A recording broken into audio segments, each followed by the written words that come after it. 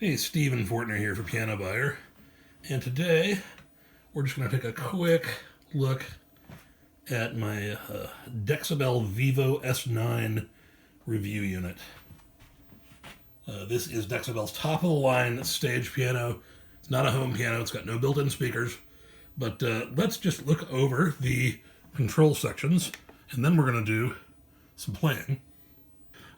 Here's a master control section where we have a cool octave shift transpose functions, a button that engages the aftertouch on the keyboard, which for internal or external MIDI control is kind of cool, song player and recorder. We get over to this section of the panel here, sound and memory. This is where you select programs. Single programs are sounds. These are banks up here. Memories are what you'd normally call multis or combis or setups or performances. They're splits and layers. What's really cool is that the Vivo S9 has 4 internal parts.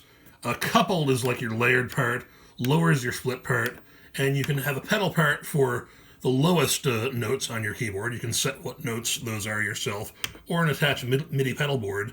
And then these guys over here, master keyboard zone buttons, control external MIDI zones with, like the internal zones, they have a full range of parameters, toggle the MIDI zone on and off, high notes and low notes, which controllers affect them, whether a sustain pedal affects them or not, whether program changes are sent when you change memories, all that stuff. It is as much a professional external MIDI controller as it is a stage piano with great internal sounds. Coming over here to the center part of the display, we can see that I've got a split and layer engaged. I've got a pad on the bottom, a fast orchestra, and the coupled layered part, and then Vivo Grand, the main part. If I turn these guys off, we can see that the display changes to just Vivo Grand, which is... I'm told this is based on a Steinway. It really plays and sounds like a Fazioli to me. There's an Italian Grand patch as well, which is sampled from Fazioli. The audio effects section is pretty cool. Your main part gets its own slot where you can have 2 effects. And over on the display, we have Effect A and Effect B. If you go over to your coupled part, that's for your layered sounds. Equalizer and reverb are what in there now. And then your lower and pedal effects share a slot, but again, each slot has 2 sub-slots within it. Encoders, you can control these parameters. There's lots of parameters, a lot more parameters than what you see on the screen for the effects. You hit all param, and you get that. And then the control knobs here, endless encoders, cool little LED collars around them. So the organ section is really cool in the Dexibell Vivo S9. You don't just get organ sounds, you get a complete organ modeling engine with the faders here, which are motorized, changing to reflect drawbar or organ stop registrations. You can also move them manually, and all of your functions based on your organ model are across the top here to tell you what your fader drawbars are doing. And over here we have tone wheel, as in Hammond 1 and 2, Farfisa, Vox, and a beautiful church pipe organ. I'm going to play that for you in a minute. A couple of user banks for expandability. These faders also serve as a mixer for your upper-lower coupled and pedal parts, and do reverb sends in that mode. External MIDI controllers, and you can see them move again. If I press them both at once, it's for the master EQ, which is these 4 over here. And if both those LEDs are off, they go back to being organ drawbars. And you change registrations, and you can just see these move around. This is more than gimmicky. It's really useful, if you change modes, that they go back to where they were, and I don't have to go, oh, this one was up here, I've got to move it back up there, and then it throws the setting off, and I got to sort of find it again. No, they all snap back to what they're supposed to do, depending on what you were doing the last time you were in that mode. You've got a realistic vibrato chorus, you've got a rotary speaker emulation, this sort of pingy harmonic percussion that was on the tone wheel Hammond organ sound, and there are 3 parts. Pedal, lower manual, and upper manual, like you would have on most church or console organs at the very least. It uses an external power supply that comes with it. It has a cool little screw-on collar to keep it from falling out. I have mixed feelings about external power supplies. Their advantages are that if one goes down, you can replace it without having to open up your keyboard. And they supposedly keep all of the nasty transformer AC to DC conversion away from, all your cool tone generating circuitry that's inside.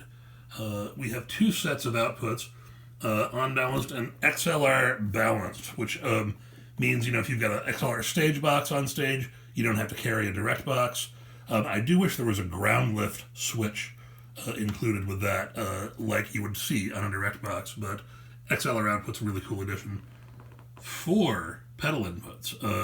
Damper input that supports half pedaling, a standard foot switch, a sweepable expression control, and what's called a morphing pedal, which is another sweepable or continuous control that will morph your organ drawbars for you and do similar things.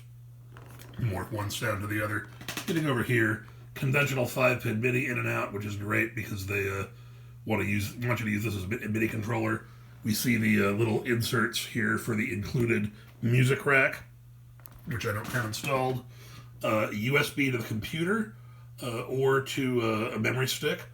And then over here on the extreme bass end, we have a 1/8" audio input for wiring in a music player, and 1/8" and 1/4" headphone outputs.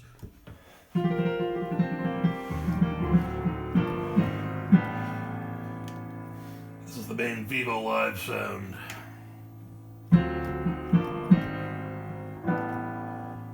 The damper pedal supports half pedaling if it's the right kind of pedal. The right kind of pedal does come with the Vivo S9.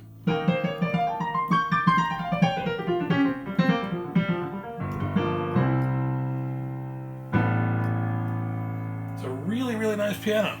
If you switch sounds with notes sustained, sound doesn't cut off until you let off the notes. Then you have the new sound. Here's the first electric piano sound in the thing.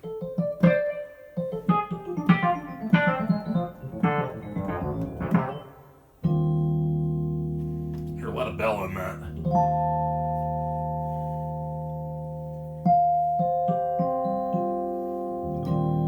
Fortunately, you can get into the true to life modeling and reduce that bell amount.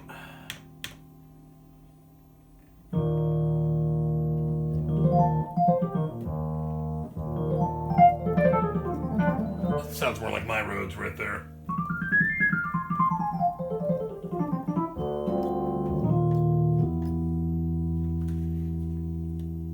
Plex percussive is where you're going to find your clavinets. Enough said. Here's your fully drawbar organ.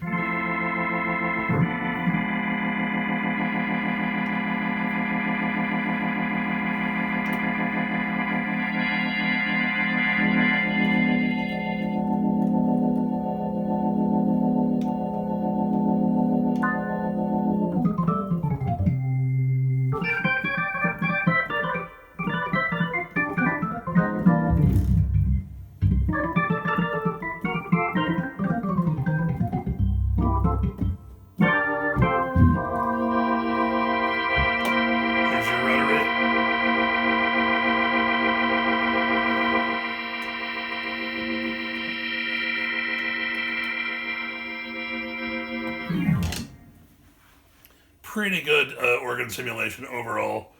Not the absolute best tone wheel and Leslie simulation I've ever heard, but pretty darn good. Let's get to the pipe organ, which is really, really, really beautiful.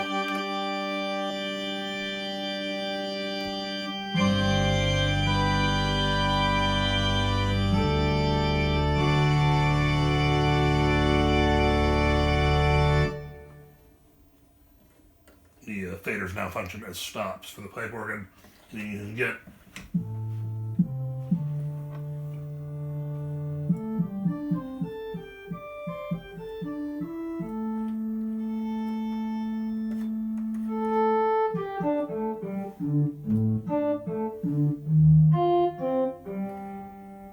those individual stops just sound wow.